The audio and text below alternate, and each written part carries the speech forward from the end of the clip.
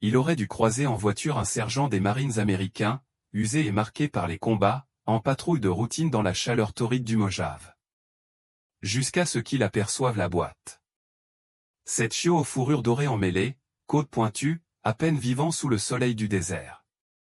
Et à côté d'eux, son partenaire canin, un berger allemand à la retraite nommé Ranger, se tenait immobile, la queue basse, refusant de bouger.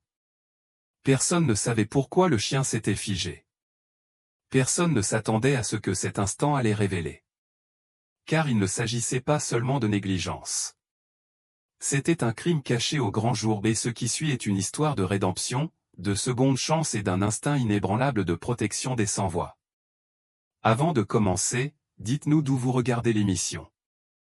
Indiquez votre ville ou votre pays dans les commentaires.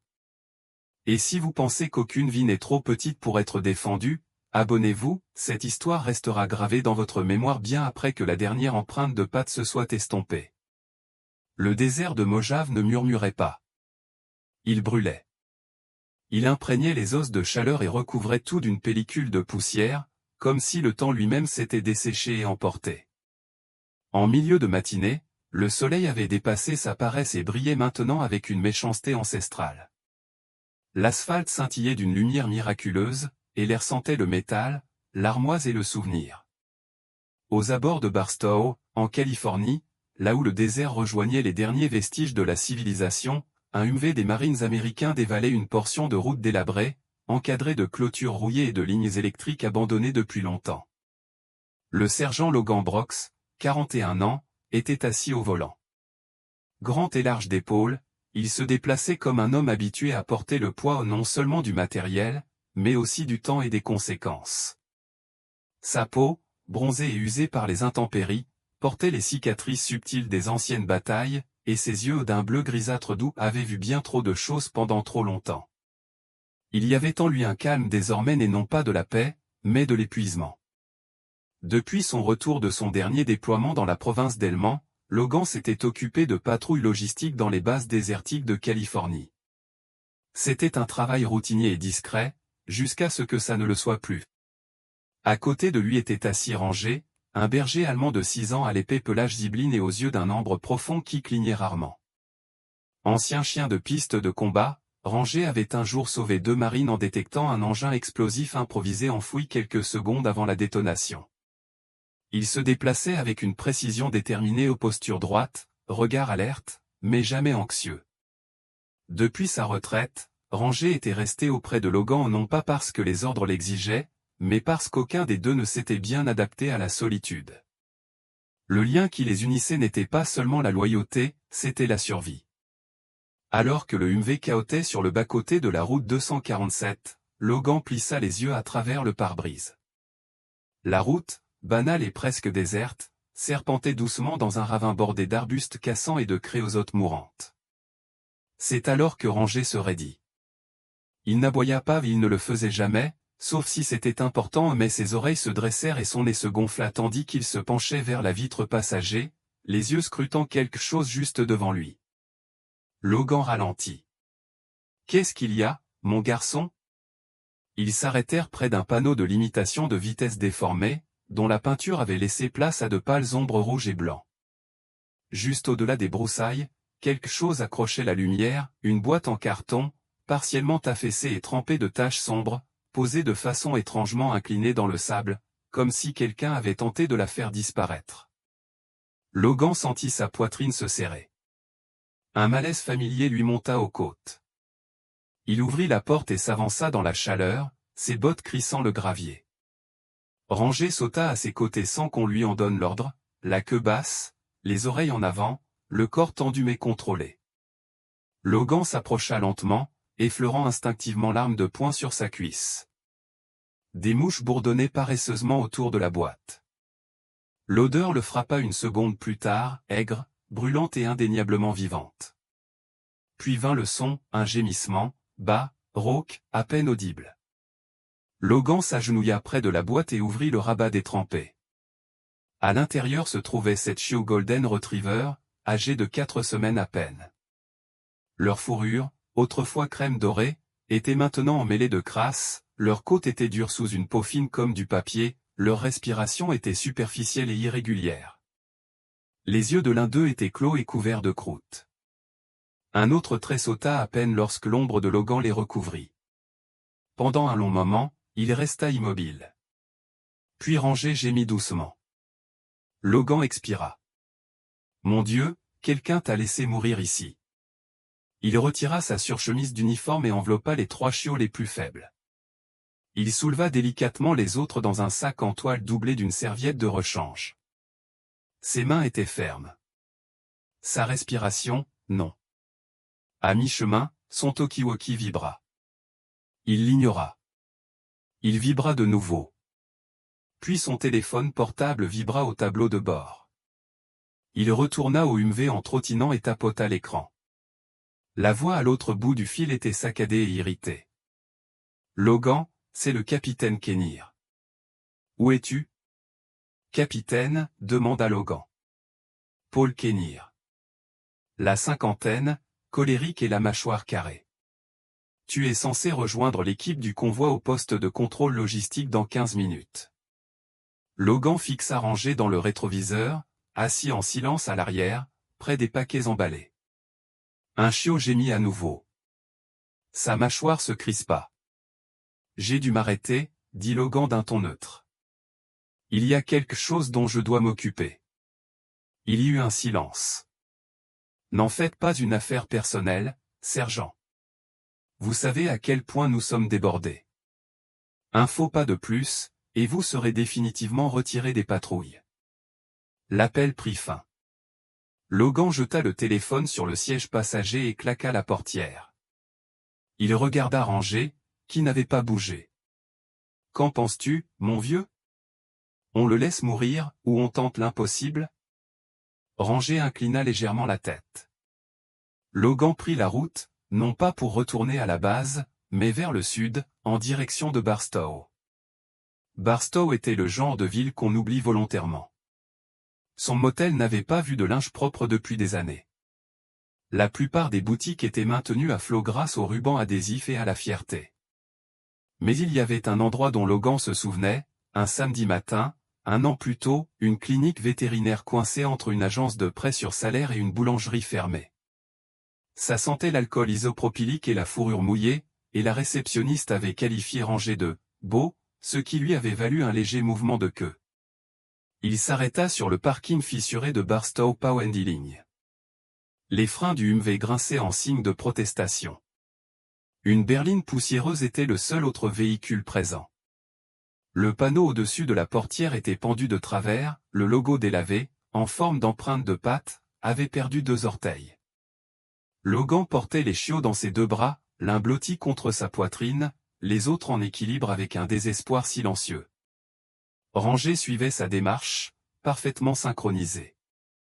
À l'intérieur, l'air était plus frais, mais teinté d'antiseptique et d'épuisement.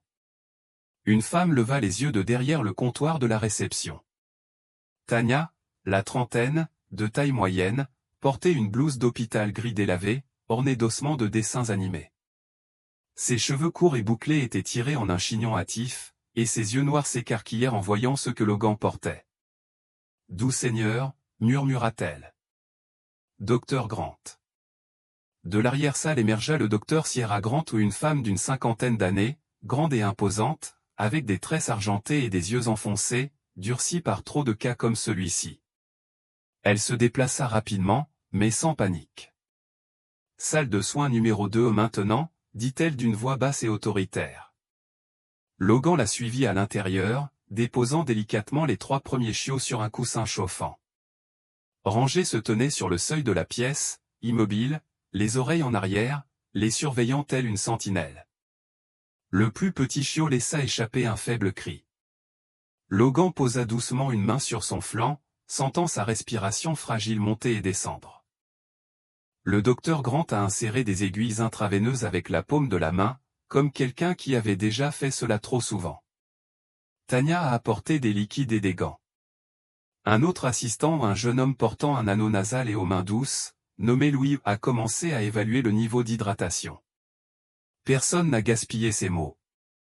Ces chiots sont au bord du gouffre, marmonna le docteur Grant. Mal nourris, déshydratés, ils ont peut-être été laissés dehors toute la journée. Elle marqua une pause, regarda Logan, le regarda vraiment, puis hocha la tête. Heureusement que tu l'as fait. Ils travaillèrent jusqu'à ce que les premières perfusions soient stables et que les petits cœurs se stabilisent. Logan recula, les bras croisés, la sueur lui perlant les tempes. L'un des chiots éternua. Le docteur Grant jeta un coup d'œil. Ils ont une chance, à peine. Logan baissa les yeux vers le plus petit, emmitouflé dans sa chemise comme un nouveau-né. Alors on reste. Rangé, comme s'il comprenait la promesse tacite formulée par l'incubateur, ne bougea plus. Le bourdonnement de l'incubateur était constant, presque hypnotique, un murmure mécanique et sourd dans la pénombre de la salle de soins numéro 2. Dehors, la chaleur de Barstow persistait sur les murs en stuc. Le soleil baissait dans le ciel, teintant l'air d'une teinte orange foncé. La clinique, bien que petite, semblait s'étirer sous l'effet de l'urgence où le personnel se déplaçait d'une pièce à l'autre, les téléphones sonnaient faiblement, et des aboiements occasionnels résonnaient dans les chenils à l'arrière. Mais à l'intérieur de cette pièce, tout était silencieux, à l'exception des respirations fines et irrégulières de 7 chiots luttant pour leur survie. Le sergent Logan Brock se tenait à côté de la couveuse, une main posée sur le bord du dôme en plastique, l'autre fléchissant le long de son corps, les jointures blanches. Le plus petit chiot, celui qu'il avait serré contre sa poitrine pendant le trajet, n'avait pas bougé depuis près d'une minute. Mais Logan ne détourna pas le regard. Car certaines vie valent la peine qu'on se batte pour elles, aussi petite soit-elle. Réfléchissez bien à quelque chose, et vous aurez l'impression que quelqu'un d'autre a placé cette pensée-là. Elle désigna sa tempe, il répétait sans cesse, à l'aide. Daniel fronça les sourcils, une inquiétude d'un autre ordre se lisant sur son visage. Emma, les chiens ne parlent pas. Même pas en pensée. Celui-là, il peut, insista TL. Il est spécial. Avant que Daniel puisse répondre, le chien fit un pas hésitant en avant. Les deux humains se figèrent, regardant l'animal s'approcher en boitant, les yeux fixés sur Emma. Il s'arrêta à environ 60 centimètres. Puis s'abaissa sur le sol humide dans une posture soumise, la tête posée sur ses pattes. « Tu vois, papa, murmura Emma triomphalement. Il sait que je veux l'aider. » Daniel passa une main dans ses cheveux mouillés, visiblement en proie à un conflit. « Emma, on ne peut pas, s'il te plaît, regarde comme il a froid et comme il est blessé. » Emma se libéra de l'emprise de son père et s'avança vers le chien, ignorant le cri d'avertissement de Daniel. Avant qu'il puisse l'arrêter, elle était agenouillée à côté du berger allemand, sa petite main tendue. Daniel se précipita, le cœur serré. « Emma, ne fais pas ça. » Mais au lieu de gronder ou de grogner, le chien leva simplement la tête et lécha doucement la main tendue d'Emma. Ce contact sembla briser quelque chose en lui, tout son corps se détendit, et il se rapprocha de la petite fille, cherchant chaleur et réconfort. « Oh » souffla Daniel, figé sur place, en regardant sa fille de 5 ans caresser la tête mouillée du chien. La scène qui s'offrait à lui était surréaliste, sa petite fille réconfortait cet animal énorme et puissant qui pouvait facilement la blesser. Pourtant, les yeux du chien étaient fermés, son expression presque paisible tandis que les doigts d'Emma parcouraient sa fourrure emmêlée. « Tu vois, papa, c'est un bon garçon, » dit doucement Emma. « Il a juste besoin de quelqu'un qui l'aime. » Daniel s'approcha lentement. Le chien ouvrit brusquement les yeux en le regardant, mais il n'y avait aucune agressivité, seulement de la lassitude. Il ne bougea pas d'Emma, semblant puiser de la force dans sa présence. « Il a besoin d'un vétérinaire, » dit finalement Daniel en s'accroupissant à quelques mètres. « Et on doit vérifier si quelqu'un le recherche. » Le visage d'Emma se décomposa. « Et si personne ne l'était ? Et s'il était seul au monde ? » La compassion brute dans la voix de sa fille prit Daniel au dépourvu. 5 ans, et déjà, elle avait plus d'empathie que la plupart des adultes. Il savait qu'elle ressemblait tellement à sa mère sur ce point, Sarah avait toujours été celle qui ramenait à la maison les oiseaux errants et blessés, incapable de passer à côté d'une créature dans le besoin. Penser à Sarah lui faisait mal à la poitrine, comme toujours, 2 ans s'étaient écoulés, et la douleur pouvait encore lui couper le souffle à des moments inattendus. Daniel regarda à nouveau le chien, vraiment cette fois. Au-delà de la fourrure mouillée et de la boue, il distinguait de fines côtes saillantes contre sa peau. Son pelage, qui aurait dû être brillant et épais, était terne et inégal par endroits. Une oreille présentait une petite déchirure au bout, guérie depuis longtemps. Ce n'était pas un chien qui s'était simplement perdu aujourd'hui, il était seul depuis un certain temps. On peut l'emmener chez le docteur Brown, dit finalement Daniel. Elle pourra vérifier s'il a une puce électronique et s'assurer qu'il n'est pas trop gravement blessé. Le visage d'Emma s'illumina comme le soleil perçant les nuages d'orage. Vraiment, papa? On peut l'aider? On peut essayer. Il a dit qu'il appartenait à quelqu'un, dit Emma avec une telle assurance que Daniel cligna des yeux de surprise. Il me l'a dit. Daniel ouvrit la bouche pour la corriger, puis la referma. On aurait le temps d'en parler plus tard. D'accord, dit-il. Il faut le faire monter dans la voiture. Tu crois qu'il viendra avec nous? Emma se tourna vers le berger allemand, dont les yeux ne quittaient pas son visage. Veux-tu venir à la maison avec nous? Demanda-t-elle doucement. Juste un petit moment, le temps que tu ailles mieux. À la stupéfaction de Daniel, le chien se releva péniblement, toujours en appui sur sa patte blessée. Il se tenait à côté d'Emma, pressant son corps contre sa petite silhouette comme pour se soutenir même si l'on ne savait pas vraiment qui soutenait qui. Je pense que c'est oui, dit Daniel en secouant la tête avec étonnement. Amener le chien à la voiture s'avéra plus facile que prévu.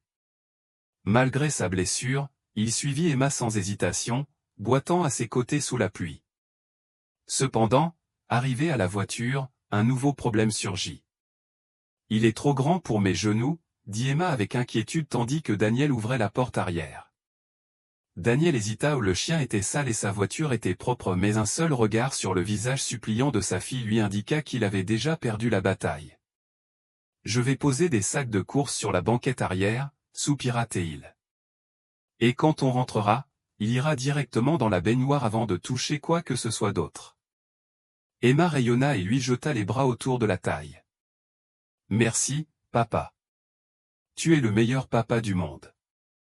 Ce simple compliment réchauffa le cœur de Daniel, un sentiment qui lui était resté froid depuis longtemps. Grâce aux encouragements d'Emma, le chien grimpa maladroitement sur la banquette arrière et s'installa sur le lit improvisé de sacs de course en plastique. Il tremblait encore, et sans un mot, Emma ouvrit son manteau et le drapa sur le dos de l'animal. « Emma, tu vas attraper froid, » protesta Daniel. Elle haussa simplement les épaules. « Il en a plus besoin que moi, » dit-elle simplement. En démarrant la voiture, Daniel jeta un coup d'œil dans le rétroviseur. Emma s'était blottie contre le flanc du chien, ses petites mains caressant sa tête à un rythme apaisant. Les yeux du chien étaient mi-clos, son expression exprimant un contentement prudent comme s'il n'arrivait pas à croire à cette tournure des événements, mais était trop épuisé pour la remettre en question.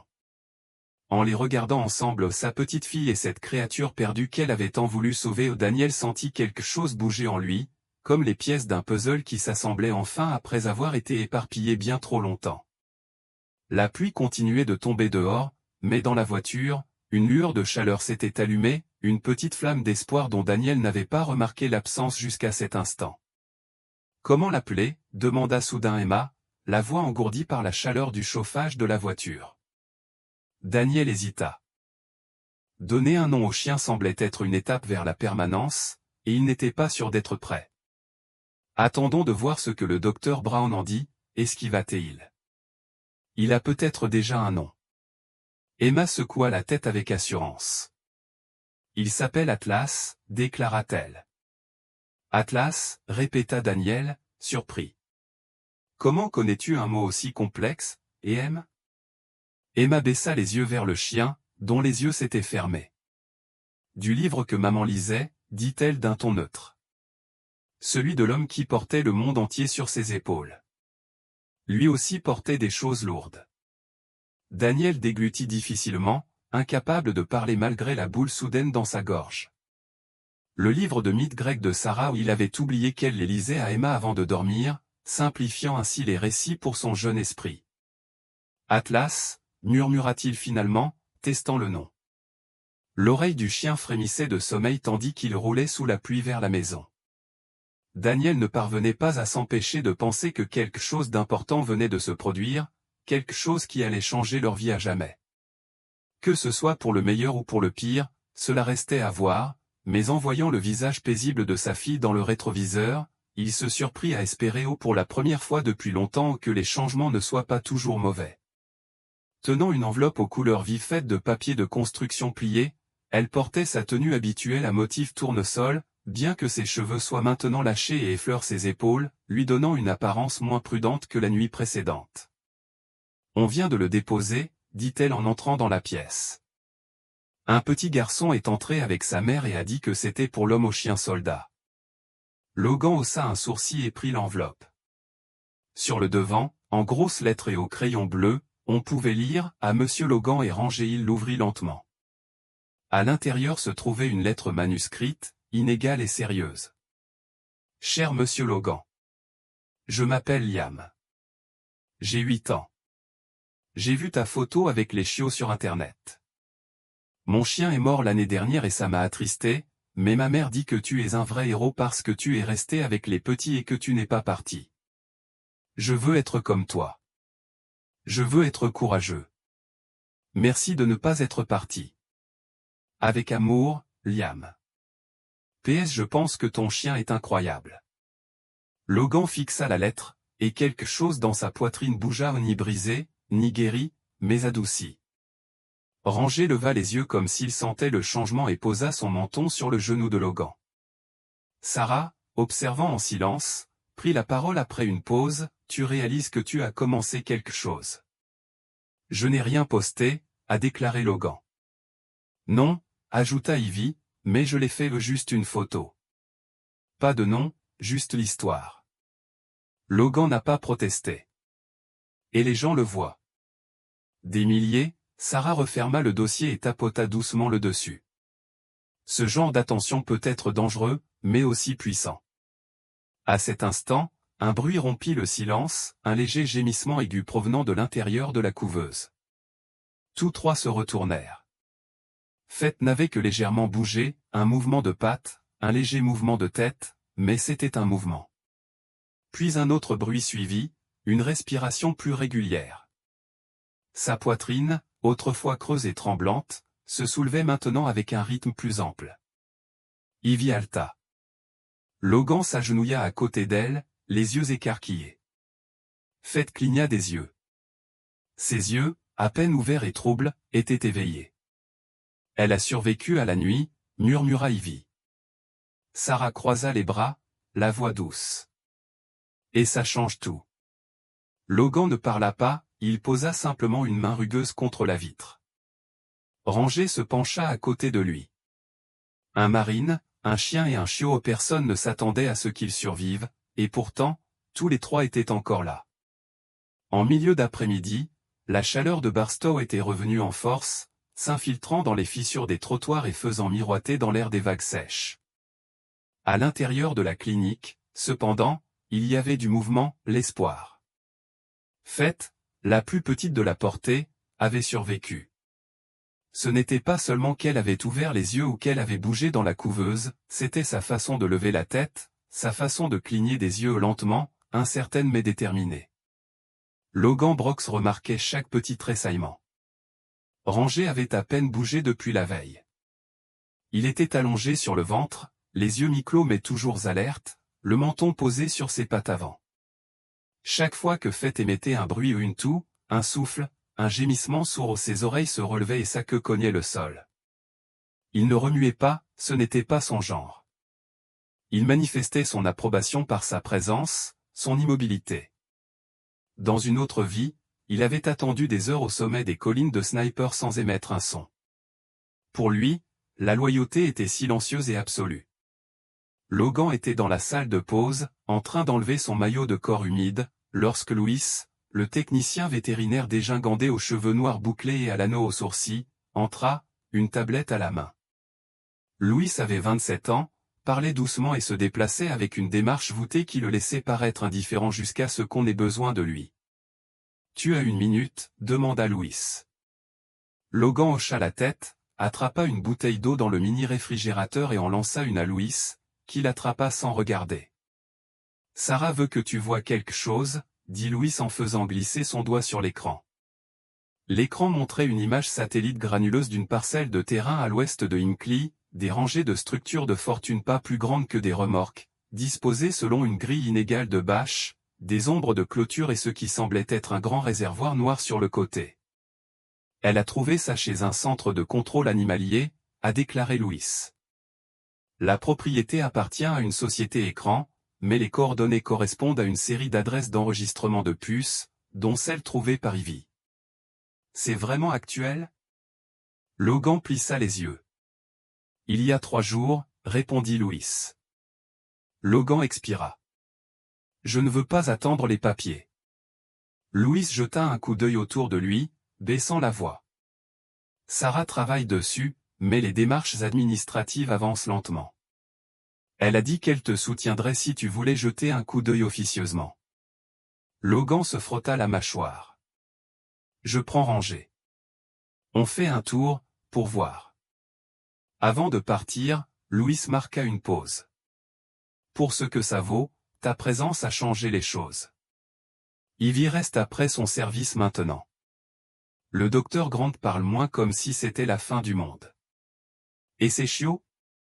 Ils ne s'en sortiront peut-être pas tous, mais ils ont plus de chance grâce à toi. Logan ne répondit pas. Il hocha simplement la tête et retourna à la salle de soins.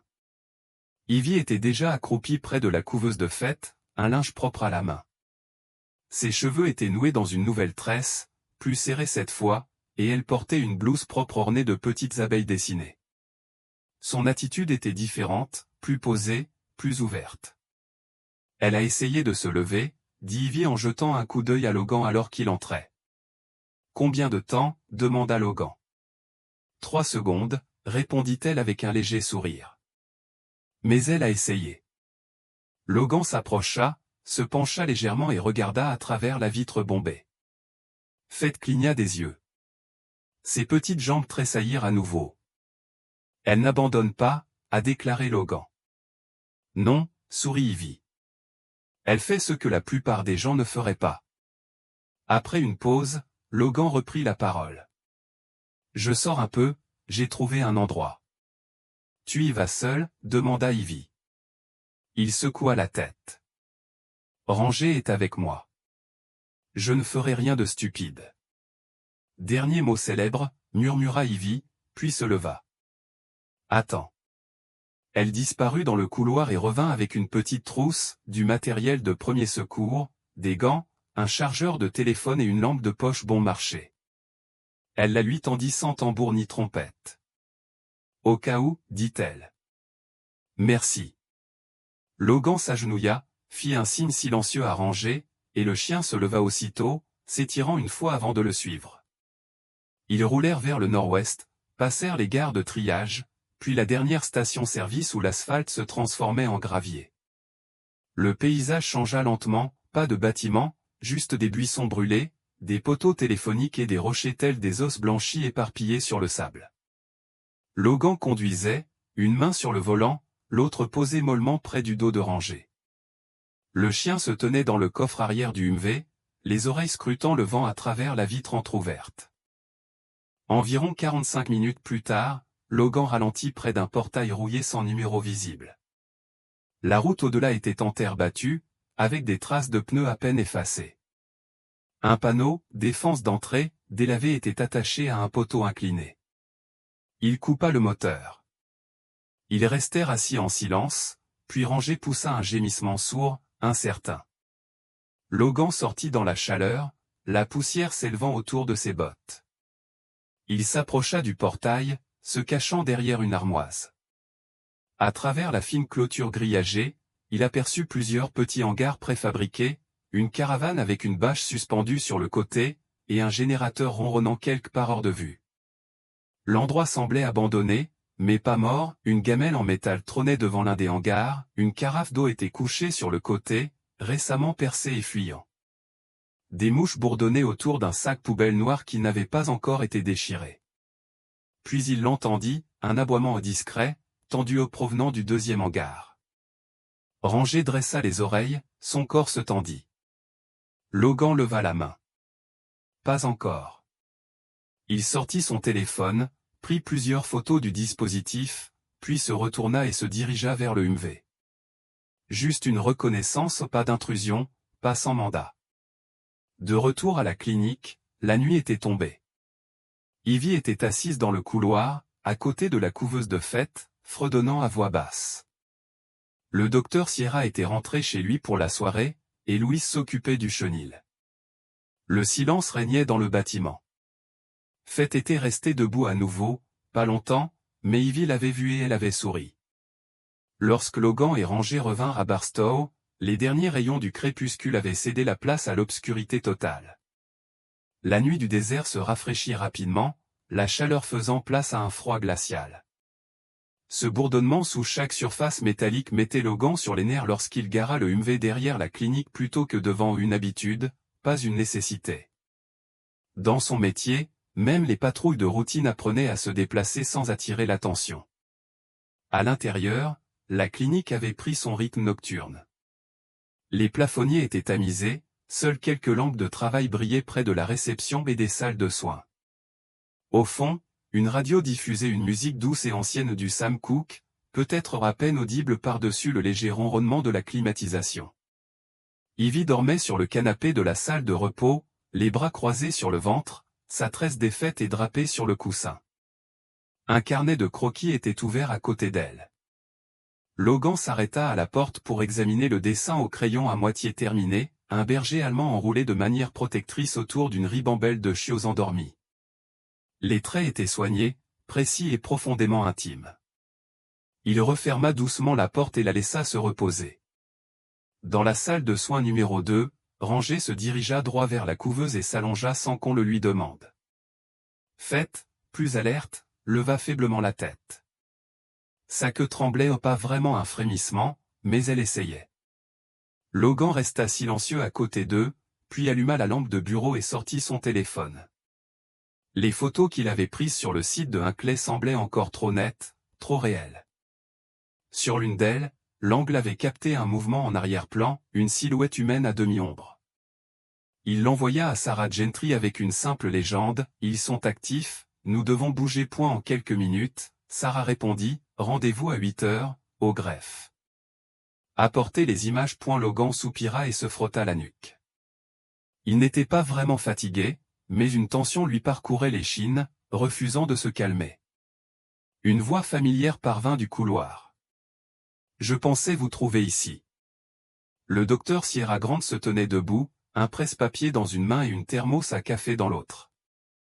Vêtu d'un jean usé et d'un t-shirt sur lequel était écrit « Les vétérinaires réparent ce que Dieu n'a pas terminé », sa tresse argentée était cachée sous une casquette de baseball délavée. Malgré les rides dues à l'âge et à la fatigue, son regard avait toujours la netteté d'une femme qui n'avait pas manqué un diagnostic depuis 20 ans. Logan hocha la tête. « Je n'y suis pas allé, c'est vrai. » « On a entendu des aboiements, » dit Sierra en posant le bloc-notes. « Il y a encore des chiens sur cette propriété. »« Je n'ai pas l'intention de rentrer sans mandat, » a-t-il répondu, « mais je n'ai pas l'intention de rester les bras croisés non plus. » Sierra but une longue gorgée de son thermos. « Tu me fais penser à mon frère, têtu, fier. Il a passé 6 mois à essayer de faire tomber un faux refuge équin au Nouveau-Mexique.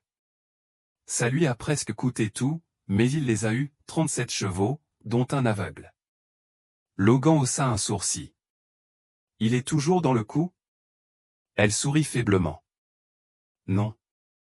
Il construit des nichoirs dans l'Oregon en ce moment. Mais il vous dirait que ça en vaut la peine. » Ils regardèrent tous deux Fête, somnolent, une petite patte posée contre la paroi de la couveuse. Ranger n'avait pas bougé. « Elle est liée à lui, » a noté Sierra. « Il l'a sauvée, » dit simplement Logan. Sierra hocha la tête.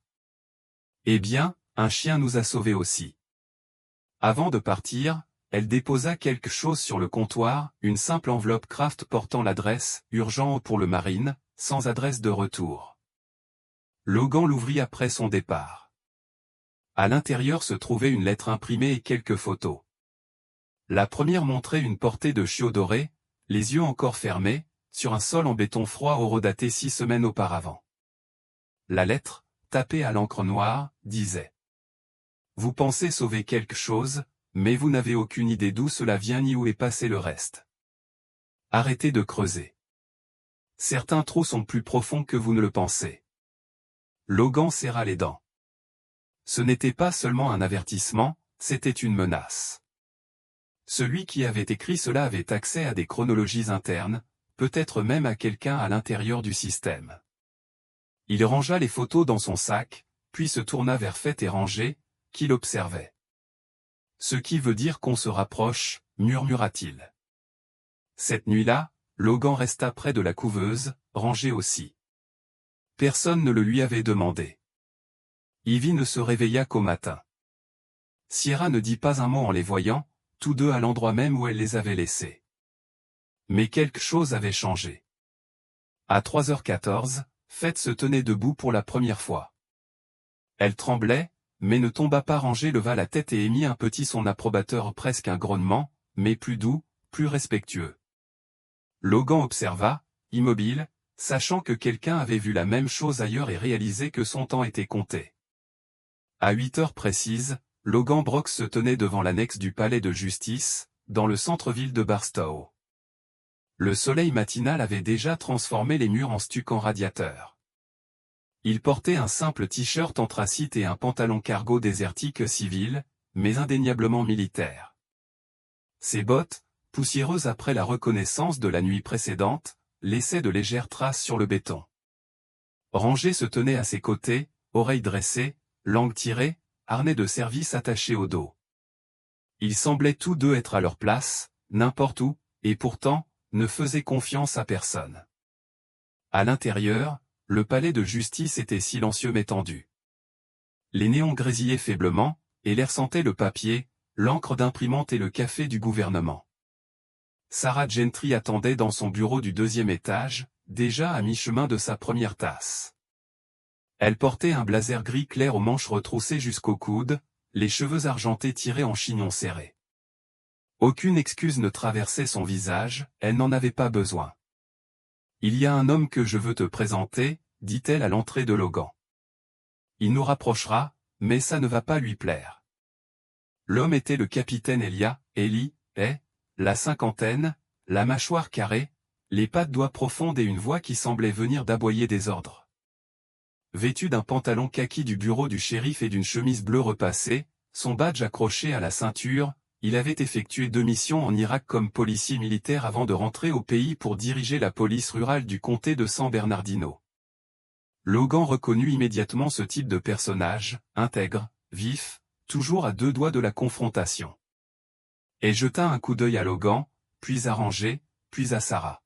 « Tu m'as fait sortir d'une réunion de coordination pour ça ?» Sarah ne broncha pas, ce n'est pas de la coordination. C'est de la prévention. Elle lui tendit les photos de la reconnaissance de Logan, les hangars, les mangeoires, les lignes d'écorce, les pistes de terre puis la lettre anonyme.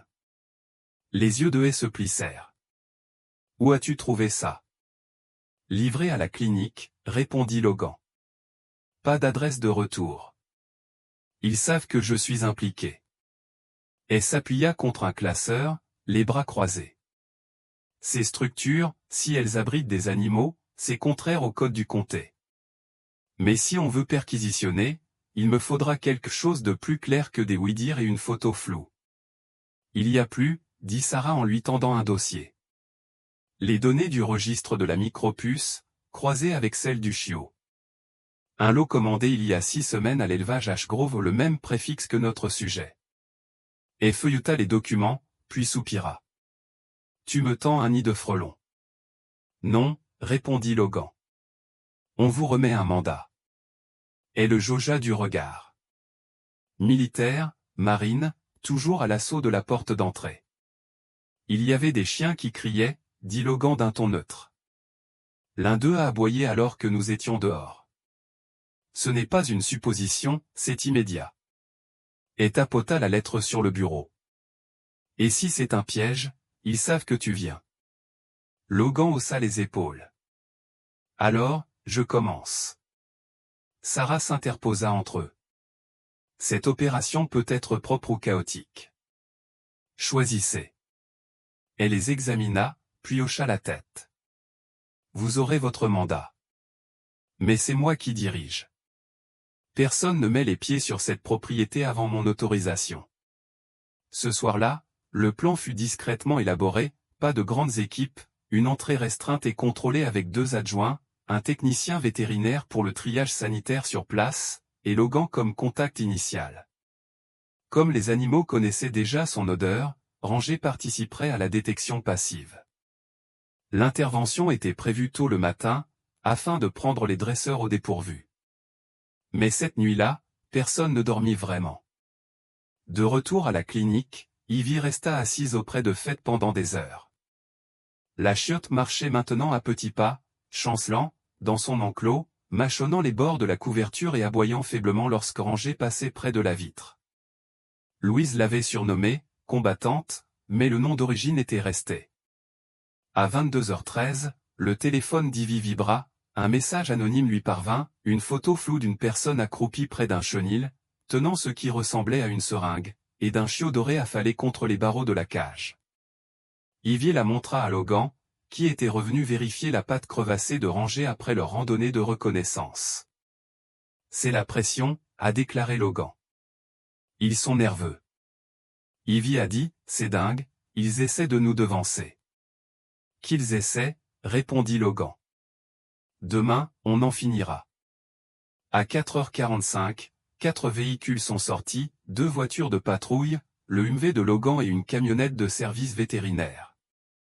Le vent du désert soufflait sur les broussailles, soulevant du sable meuble sur la vieille route.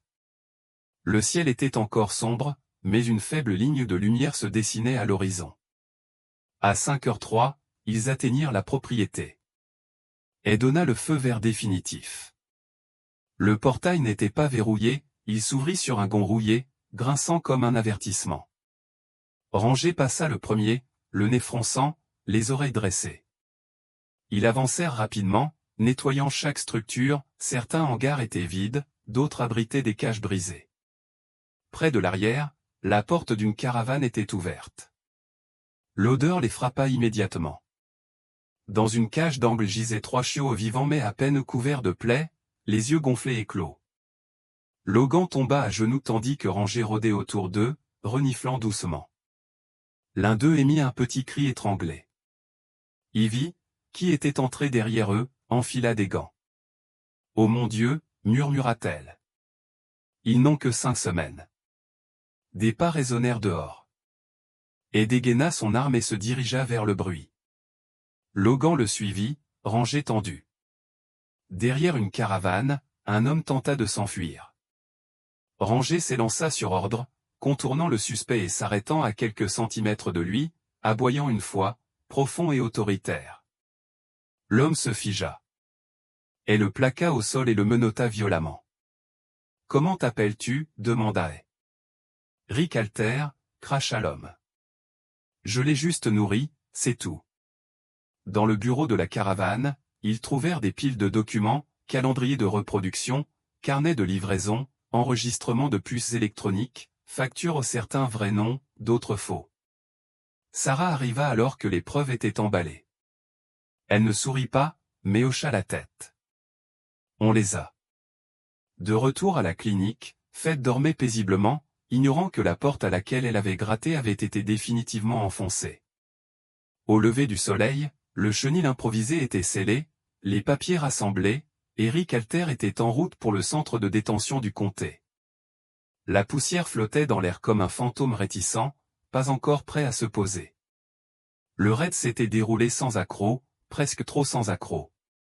Logan pensait que le suspect n'avait pas résisté, que les chiens n'avaient pas été cachés et que les preuves étaient bien en vue. On aurait dit une mise en scène. Dans la salle de décontamination, Logan observait Ivy s'occuper des 3 chiots secourus. Elle travaillait méthodiquement, des mains gantées les nettoyait avec des lingettes chaudes et vérifiait leurs signes vitaux. Le plus petit, un golden à l'oreille déchirée et aux yeux pâles, laissa échapper un gémissement rauque et tenta de se relever, avant de s'effondrer à nouveau. Ivy le rattrapa doucement. doucement, murmura-t-elle. On te tient maintenant. Elle avait changé depuis leur rencontre, toujours calme et prudente, mais avec une flamme en elle. Cela se voyait dans sa façon de travailler et dans la crispation de sa mâchoire face à la douleur. Ses cheveux auburn étaient attachés, ses manches retroussées, et une petite trace de pâte maculait sa blouse. Elle avait sa place dans ce chaos. Sarah Gentry entra, un classeur en papier craft à la main, les épaules crispées. Ce jour-là, elle portait un trench coat marron ample, léger et taché de poussière. Son regard croisa celui de Logan, qui comprit que le prochain chapitre allait commencer. Soit est 2 fois plus dangereux. Personne ne doit être blessé, je veux juste récupérer mes biens. Atlas s'élança en avant avec un rugissement de fureur qui fit trembler la maison, mais le jeune homme était prêt, il sortit un pistolet tranquillisant de sa veste et tira d'un mouvement fluide. La fléchette toucha Atlas à l'épaule, et le gros chien trébucha, sa charge se transformant en une attaque maladroite. Non, hurla Emma en se débattant dans les bras de Daniel. Ne lui fais pas de mal. Le regard froid de Vega se fixa sur elle, et quelque chose vacilla dans ses yeux morts reconnaissance ou calcul, Daniel ne pouvait le dire mais cela lui fit ramper la peau. Tiens, tiens, murmura Vega. La petite fille qui parle au chien. J'ai entendu parler de toi. Tu n'as rien entendu, gronda Daniel en reculant vers l'avant de la maison. Sors de chez moi. Ta maison, s'exclama Vega en riant, comme du verre brisé. Tu abrites des biens volés, mon ami. Ce chien vaut plus que tout le quartier. Atlas luttait contre le tranquillisant, titubant sur ses pieds, mais s'efforçant toujours de protéger Emma. Le médicament était puissant, mais sa détermination était plus grande encore. Ce n'est pas une propriété, dit Emma d'une voix faible mais féroce. C'est un membre de la famille. Famille. Vega s'approcha, et Daniel vit la folie qui se cachait derrière sa façade calculée. Cet animal est un tueur, ma petite, une arme. J'ai passé des mois à le dresser. Il a tué d'autres chiens, les a déchiquetés pour le plaisir de mes clients. Tu mens, hurla Emma. Atlas ne ferait jamais de mal à personne. Tu lui as fait faire des bêtises, mais ce n'est pas lui. Les yeux de Vega se plissèrent. Et comment le sais-tu? Parce qu'il me l'a dit, répondit simplement Emma. Il m'a parlé de la petite fille aux tresses qu'il aimait, de la façon dont tu l'as volée dans son jardin et l'as conduit au mauvais endroit, de la façon dont tu as essayé de le rendre méchant, mais il se souvenait d'avoir été gentil. Le silence qui suivit fut assourdissant. Vega fixa Emma avec une expression proche du choc, tandis que son compagnon s'agitait nerveusement. Patron, murmura le jeune homme, on devrait juste prendre le chien et partir. Mais Vega leva la main, toute son attention fixée sur Emma. Que t'a-t-il dit d'autre? Emma leva le menton d'un air de défi. Il m'a dit que ton vrai nom n'était pas Marcus, mais Tommy, et que tu avais un chien comme lui quand tu étais petite. Un chien qui s'est fait renverser par une voiture parce que tu avais oublié de fermer le portail.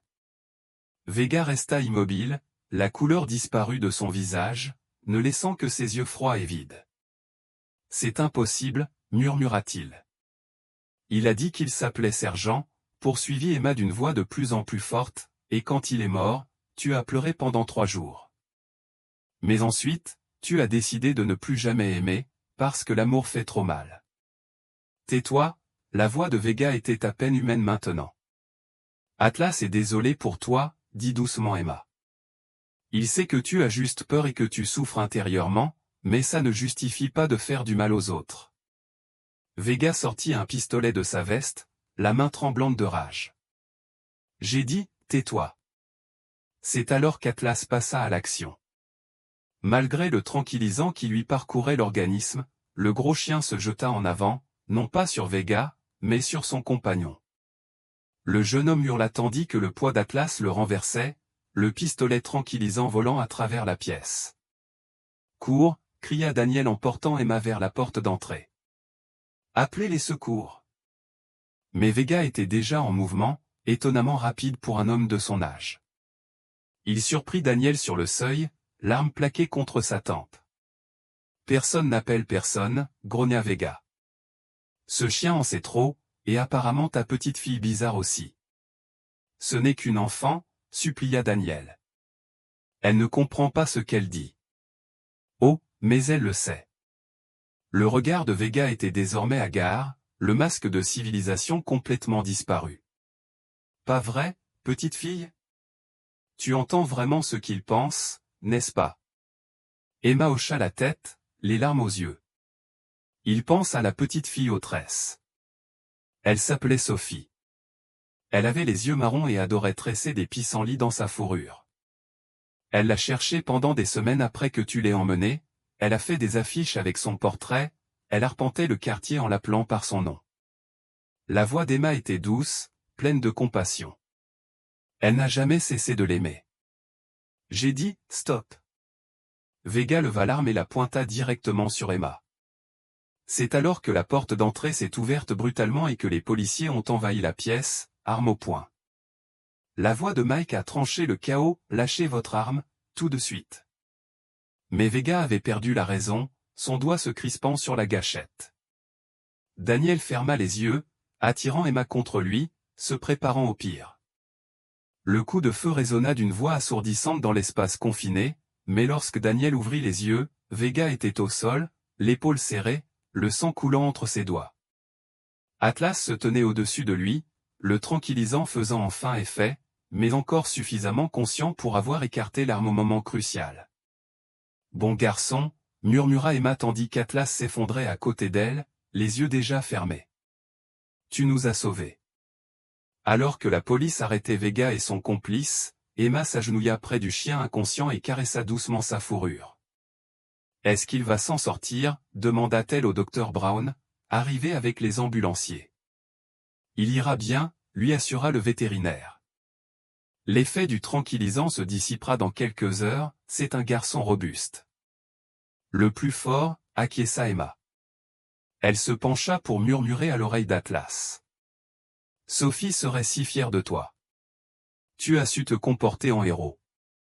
Daniel regardait sa fille réconforter le chien qui leur avait sauvé la vie et, pour la première fois, il ne remettait pas en question son lien impossible avec l'animal. Il réalisa que certaines choses n'avaient pas besoin d'explication, juste d'acceptation. Plus tard, une fois le chaos apaisé et Atlas de nouveau réveillé, Mike prit Daniel à part. Comment savait-elle tout ça sur Vega? Demanda-t-il doucement. Son enfance, son vrai nom, tout ça? Daniel regarda Emma, blottie sur le canapé avec Atlas, tous deux enfin en paix. Me croirais-tu si je te le disais? Mike suivit son regard, observant la petite fille et le gros chien qui semblaient se comprendre parfaitement. Après ce que j'ai vu aujourd'hui, dit-il lentement, je pourrais croire n'importe quoi. À la tombée de la nuit, Daniel borda Emma dans son lit, Atlas reprenant une fois de plus sa position de gardien sur le lit de fortune à côté d'elle. Papa, dit Emma d'une voix endormie, Atlas veut savoir si on peut aller voir Sophie un jour. Elle habite dans la ville voisine, et il lui manque encore. Daniel sourit, n'étant plus surpris par l'impossible savoir de sa fille. Je pense que ça peut s'arranger, petit oiseau. Je pense qu'Atlas mérite de revoir sa première famille, et ensuite il reviendra avec nous, si c'est ce qu'il veut. Emma hocha la tête, satisfaite. C'est vrai. Il dit que nous sommes sa vraie famille maintenant, celle qu'il a choisie. Alors que Daniel éteignait la lumière, il entendit Emma murmurer une dernière chose à son protecteur, fais de beaux rêves, Atlas. Rêve de Sophie et des pissenlits. Rêve d'être aimé. Et dans l'obscurité, Daniel aurait pu jurer avoir entendu la queue du chien cogner doucement contre le sol, comme s'il comprenait chaque mot. Tacheté par le vent du matin, ses cheveux argentés étaient retenus en arrière avec la précision d'une femme qui avait interrogé des meurtriers sans broncher. Ils sont en train d'examiner Alter, dit-elle en posant le dossier sur la table. Ils débitent déjà des noms. Logan tourna vite, trop vite. Ce n'est pas le top. C'est un remplaçant, un conducteur, dit-il. Il se contentait de gérer l'inventaire, prétendant n'avoir jamais reproduit, jamais vendu, se contentant de récupérer les caisses et de s'assurer que les papiers étaient en règle. Quel nom a-t-il donné? Sarah ouvrit le dossier. L'un d'eux se détacha. Dana ROR prétend être l'éleveuse, la vendeuse, celle qui a mis en place les boîtes postales et les registres de puces. Il dit qu'elle gère tout sous de faux noms de refuge, et que, selon les registres du DMV, elle possède une propriété à Apple Valley, une maison de style ranch, un grand terrain clôturé, enregistré sous le nom de ROR Animal Réhabilitation. Ivy leva les yeux. Alors elle a fait semblant de diriger un refuge, a fait semblant d'être assez bonne pour recevoir des dons de 3 associations caritatives, répondit Sarah, et a été recommandée par un refuge du comté. Elle a joué sur les 2 tableaux. Logan serra les dents. On la poursuit. Sarah soupira. Pas encore. Le mandat d'aujourd'hui ne couvrira pas un nouveau lieu. J'ai déjà déposé une demande d'urgence, cela pourrait prendre 48 heures. On n'a pas 48 heures. Logan marmonna, si elle sait que Alter est attrapé, elle brûlera tout. C'est pour ça que j'ai apporté ça, dit Sarah en sortant un petit enregistreur vocal de la poche de son manteau. Il a accepté de faire une déclaration volontaire enregistrée. S'il l'implique et la lie aux mêmes animaux, nous pourrons accélérer le processus. Ivy s'assit doucement près de la cage des chiots, les yeux sombres. Que arrive-t-il aux chiens, ceux qu'on ne retrouve pas à temps? Sarah ne répondit pas. Juste à ce moment-là, Louise entra dans la pièce, portant une tablette et un gobelet de café en polystyrène. Ses cheveux bouclés étaient attachés en arrière, et une fine égratignure rouge courait le long de son avant-bras, probablement due à une des caisses métalliques qu'ils avaient sorties de la remorque. J'ai scanné les fragments de puce des nouveaux chiots, dit-il en tendant la tablette à Ivy. Même série de lots que les 7 premiers. Le registre indique qu'ils ont été commandés sous Ashgrove, mais l'adresse postale mène à la propriété de ROR. C'est suffisant pour l'attacher, dit Ivy. Pas légalement, ajouta Sarah en rouvrant le dossier, mais c'est suffisant pour frapper à sa porte et la faire trembler. Logan s'avança. Je le ferai. Non, dit Sarah fermement. On ne joue pas au cow-boy. Je ne vais pas m'enfuir, juste parler, voir ce que je peux lire sur son visage. Sarah l'observe un instant. 1 heure, et emmène quelqu'un avec toi. Logan regarda Ivy. Elle hésita, puis hocha la tête. Laisse-moi me changer. La route menant à Apple Valley était bordée de broussailles, de maisons à moitié construites et de rêves brisés. Le GPS les conduisit hors de la route principale, sur un chemin de gravier sinueux, bordé de clôtures brûlées par le soleil et de collines basses. Rangé se tenait à l'arrière du Humvee, les yeux rivés droit devant, ils n'avaient pas aboyé une seule fois depuis leur départ. La propriété de ROR apparut au sommet d'une petite colline. La maison était basse, au toit plat, entourée d'une clôture métallique. 2 grandes dépendances se dressaient derrière elle, l'une peinte en blanc avec des bordures vertes, l'autre couleur rouille et sans fenêtre. Une pancarte en bois délavé était accrochée au portail, ROR Réadaptation Animale Guérir avec Compassion. Ivy ricana. Elle ne se cache même pas. Ils se garèrent près du portail. Logan sortit le premier, les mains visibles, le visage calme. Ivy le suivit, tenant un petit dossier rempli de documents au cas où la situation dégénérerait. Rangé resta à côté de Logan, telle une ombre déterminée. Ils s'approchèrent du porche. La porte était ouverte derrière un paravent. Au bout d'un moment, une femme apparut, Dana ROR, la quarantaine. Elle portait une chemise en jean et un jean foncé, ses épais cheveux grisonnants étaient tirés en un chignon qui commençait à se défaire. Son visage tanné par le soleil, ses yeux verts perçants et sa mâchoire raidie par la fatigue trahissaient une personne habituée à la confrontation, mais pas encore alarmée. « Puis-je vous aider ?» demanda-t-elle d'une voix douce mais tendue. Logan sourit légèrement. « Nous suivons un registre de puces lié à une annonce de sauvetage à cette adresse. » Elle hocha la tête une fois, trop rapidement. « J'ai déjà soumis tous mes documents. » Il s'agit d'une portée spécifique, dit Ivy d'un ton neutre. 3 chiots ont été retrouvés hier. Leurs puces ont été retrouvées jusqu'ici. Le regard de Dana passa de l'un à l'autre, puis arrangé. Toi, un chien militaire? Logan hocha la tête. Marine. Elle plissa les yeux. C'est toi sur la photo de presse. Logan ne répondit pas. C'était suffisant. Dana recula, les bras croisés sur la poitrine. Je n'ai rien fait de mal. Je suis une association à but non lucratif. Vous voulez entrer? Apportez un mandat. Ivy lui tendit le dossier. Alors, pouvez-vous m'expliquer pourquoi les chiots enregistrés chez vous ont été retrouvés mourants dans une cage à 3 comtés de là? Les lèvres de Dana s'entr'ouvrirent, mais rien ne sortit. Puis, derrière la maison, un aboiement.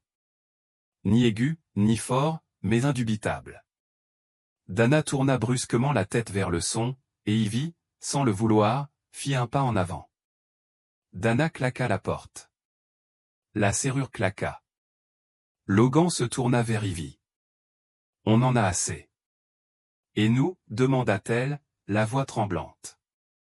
Non, dit-il, mais nous le ferons. De retour à la clinique, après que Sierra Grant eut terminé de suturer une blessure à la patte du plus petit nouveau-né, Faith était allongé à côté des autres, désormais recroquevillés au sein du groupe, hors de la couveuse. Dehors, le vent se leva de nouveau, projetant de la poussière contre les fenêtres. À l'intérieur, les choses commençaient à bouger, et personne ne reculait. À 4h52, 2 voitures banalisées arrivèrent à la propriété des ROR, sous le couvert de la brume du désert. Le sol était encore humide de la rare bruine du soir, une fine pellicule s'accrochait au chemin de gravier, adoucissant les traces de pneus sans les effacer. L'air sentait la poussière humide et l'impatience. À l'intérieur du véhicule de tête, le capitaine Elia y examina une dernière fois la déclaration sous serment. L'ordonnance du tribunal était arrivée juste avant minuit, rendue précipitamment par Sarah Gentry après la présentation et la vérification des aveux complets de Rick Alter. Elle n'avait pas dormi, mais il ne le montra pas. Sa chemise d'uniforme repassée était soigneusement rentrée dans sa ceinture, et une thermos de café noir rassis était posée à côté de lui, intacte.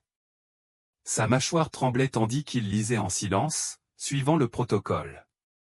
Logan Brock se tenait dehors, vérifiant l'équipement attaché sur sa poitrine, lampe de poche, gants, cisaille à traumatologie, une petite radio accrochée à son collier.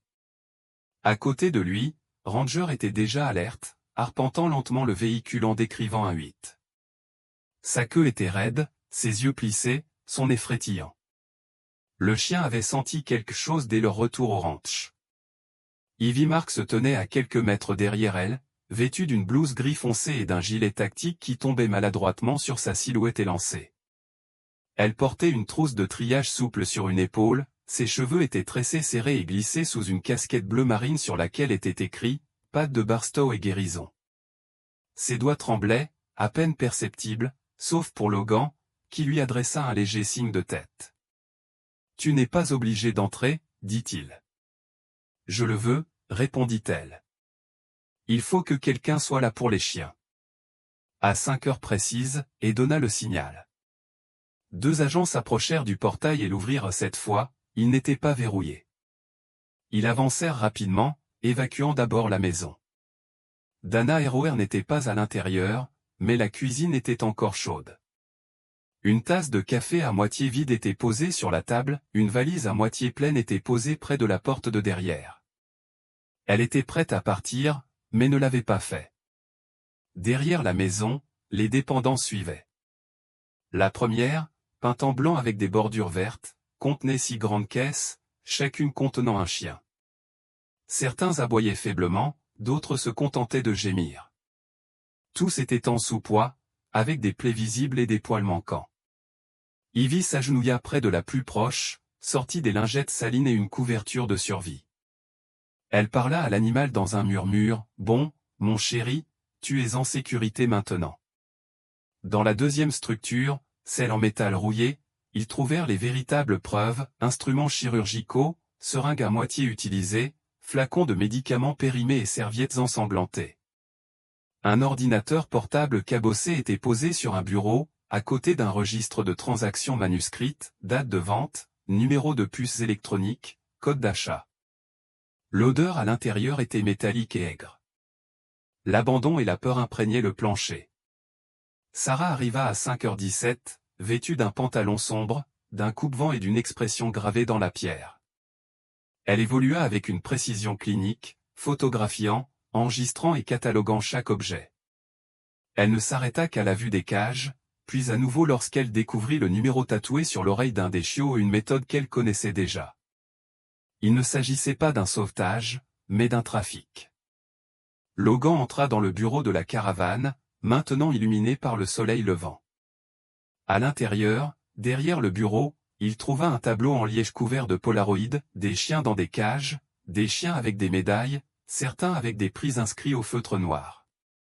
Une photo montrait la portée d'origine, les 7 qu'il avait trouvés. Il la prit discrètement et la glissa dans son gilet. Au fond de la propriété, une contreporte était à moitié enfouie dans la terre. Logan la remarqua en tournant autour de Ranger, qui s'était arrêté et avait fixé le monticule de terre meuble comme s'il avait parlé. Ils l'ouvrirent, à l'intérieur se trouvait une cave à légumes transformée en espace de détention, 8 autres chiens, 2 portés, sans nourriture, sans lumière, sans ventilation. Ivy halta lorsque la lampe de poche révéla leurs yeux écarquillés, abîmés par le soleil, suppliants. Ils ont travaillé pendant des heures. À 8h30, 18 chiens avaient été retirés du site. Et a donné une brève conférence de presse à l'entrée de la propriété, confirmant que la propriétaire, Dana ROR, avait pris la fuite pendant la nuit. Un mandat d'arrêt avait été émis, son véhicule avait été repéré se dirigeant vers le nord, en direction du Nevada. Sarah resta sur place, observant les équipes travailler. Quand Logan s'approcha, elle parla sans le regarder. « Cet endroit, ce n'est pas le pire que j'ai vu, mais c'est celui dont je me souviendrai. »« À cause des chiens ?» demanda-t-il. « À cause de ceux qui ont survécu. » Elle lui tendit une copie du registre. ROR a utilisé des pseudonymes, des noms d'acheteurs, mais ces codes correspondent aux enregistrements de plus de 4 comtés. On n'a pas fini. Logan hocha la tête. Alors, on continue. Cette nuit-là, de retour à la clinique, les salles de réveil étaient pleines. Faith était allongée, recroquevillée dans une couverture, à côté de 2 des chiots fraîchement secourus, le ventre plein, les yeux en alerte. Elle ne bronchait plus au moindre mouvement, elle donnait un petit coup de coude à l'un des plus petits lorsqu'il gémissait, posant une patte sur son dos comme un frère. Ranger montait la garde derrière la vitre. Logan était assis à côté d'Ivy, les jambes allongées sur le carrelage, partageant un plat à emporter dans un sac en papier. Aucun d'eux ne parlait beaucoup, ils n'en avaient pas besoin. Le bruit des chiens qui respiraient emplissait le silence entre eux. Ivy prit enfin la parole. « Que leur arrive-t-il » Logan leva les yeux. « Ils guérissent, s'ils ont de la chance. » « Et nous ?» Il ne répondit pas tout de suite, puis murmura « On reste, comme eux. » Dans le couloir, Sarah croisa une femme d'une 50aine d'années, vêtue d'un tailleur pantalon beige sur mesure et de lunettes à monture fine. Elle s'appelait Nancy Kellner, directrice de la National Animal Welfare Foundation. Elle était arrivée le matin même après avoir lu les rapports. « Ils ont dit que c'était une affaire locale », a-t-elle dit à Sarah, mais ce n'est pas le cas. C'est national. Sarah lui tendit la photo sur tableau en liège. Tout a commencé ici. Nancy posa la main sur son cœur, puis regarda Logan et Ranger par la fenêtre. C'est le visage que je veux voir sur notre page de subvention. Sarah sourit pour la première fois de la journée. Je pense qu'il mérite plus qu'une photo. À l'aube, Logan se tenait devant la clinique, un café à la main, tandis que Ranger était allongé à ses pieds. La brise était fraîche, le ciel dégageait un nouveau jour. Le bruit de petites pattes sur le linoléum résonnait à l'intérieur, et le portail, autrefois verrouillé dans l'obscurité, s'était enfin ouvert pour de bon. Parfois, les miracles de Dieu ne se produisent pas avec le tonnerre ou la foudre. Parfois, ils arrivent sur 4 pattes fatiguées et un cœur battant, empli de loyauté.